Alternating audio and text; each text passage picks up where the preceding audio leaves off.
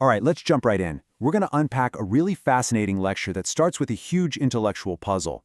We've got a brilliant 20th century philosopher who launches this sharp critique against Aristotle, but the argument is that this modern thinker actually made a massive blunder. So the question is, how could he get one of the greatest minds in history so completely wrong? Well, let's find out. So here's the charge, and it comes from the Spanish philosopher Xavier Zubiri. He's looking at Aristotle's famous idea that the soul is the form of the body. And from a modern scientific perspective, he thinks it's just completely ridiculous. He's basically asking, are you seriously telling me that the chemical properties of the glucose in my body are caused by my psyche, my soul? I mean, it sounds like a pretty solid modern takedown of an ancient idea, right? And that really brings us to the heart of the mystery here. See, Zubiri wasn't just some random critic. He was a philosophical heavyweight. So how on earth could he so fundamentally miss the point of what Aristotle was saying?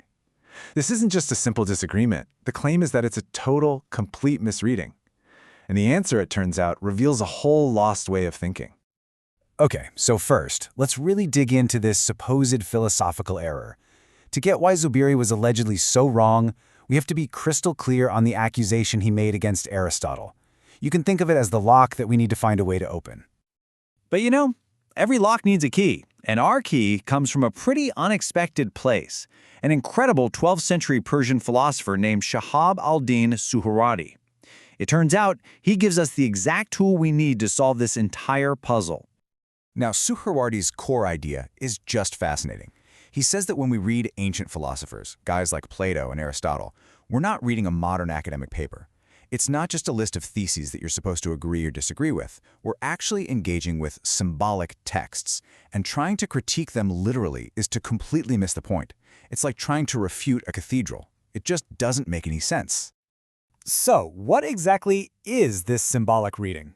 Well, it's about approaching a great philosophical work not to win a debate over every little sentence, but to contemplate the entire structure, almost like a piece of art. The goal isn't to prove it right or wrong. The goal is to let the work's overall form open your mind to a whole world of new insights and connections you wouldn't have seen otherwise. And to make this idea of symbolic reading even clearer, Suhrawardi breaks down philosophical thinking into two totally different modes. You know, understanding this distinction is absolutely crucial if we're going to solve the puzzle of Zubiri's mistake. First up, you've got intuitive philosophy. And there's a brilliant analogy for this. Think of a masterpiece, like St. Thomas Aquinas' Summa Theologica, not as a book of arguments, but as a giant cathedral.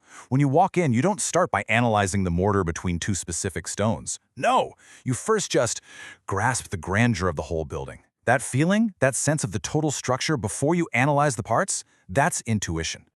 And then, on the other hand, you have discursive philosophy.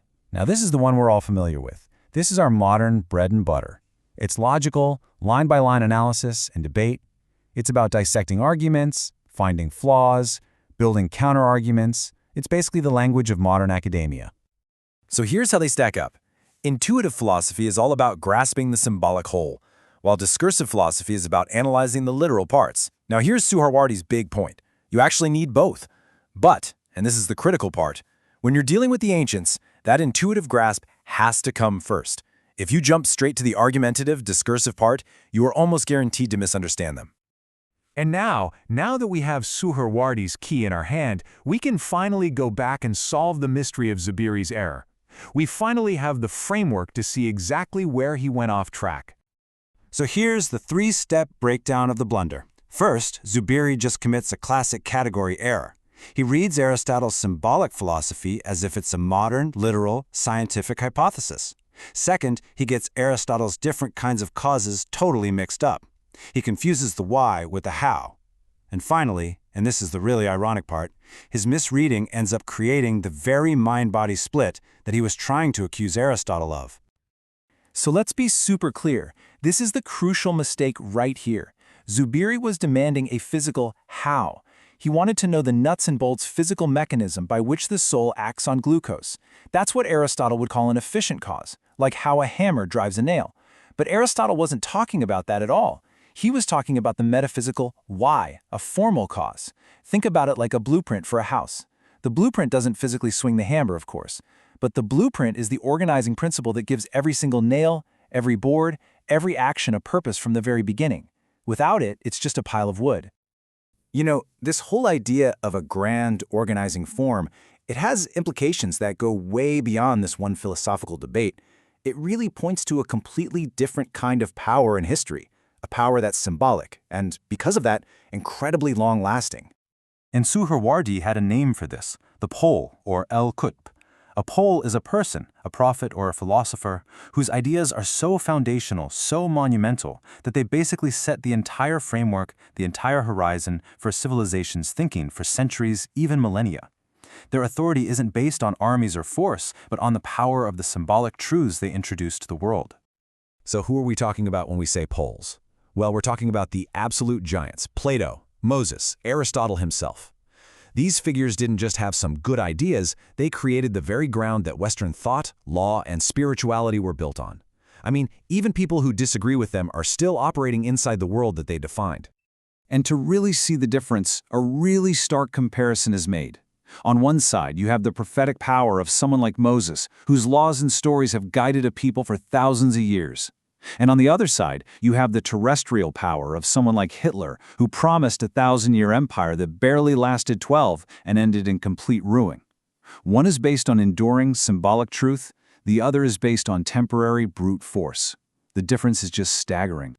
And that brings us to this final thought from the philosopher Susanne K. Langer, which really ties it all together. A symbol isn't just a picture, it's a matrix of intellections, a hormone of intelligence. Wow. It's not just a sign, it's like a seed from which countless new ideas can grow. And that leaves us with a pretty big question, doesn't it?